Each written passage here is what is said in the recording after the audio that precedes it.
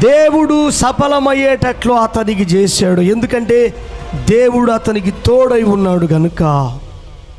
ఈరోజు చూడండి, దేవుడు నాకు తోడు ఉండాలి, దేవా నువ్వు నాతో ఉండాలనే వాళ్ళు చాలా తక్కువ. ఎందుకంటే కొంతమందికి వాళ్ళ అలవాట్లు మారవు, ఆచారాలు మారవు, పద్ధతులు మారవు. కొంతమంది పేకాట ఆడేది మారరు,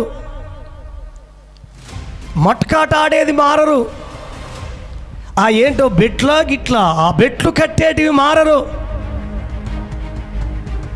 తాగుడు మారరు.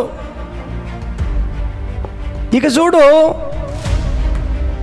మళ్ళీ వాళ్ళు ఏమంటారంటే అబ్బా నేను తాగను, నేను బాగా ఉన్నాను, పరిశుద్ధంగా ఉన్నానని చెప్తారు.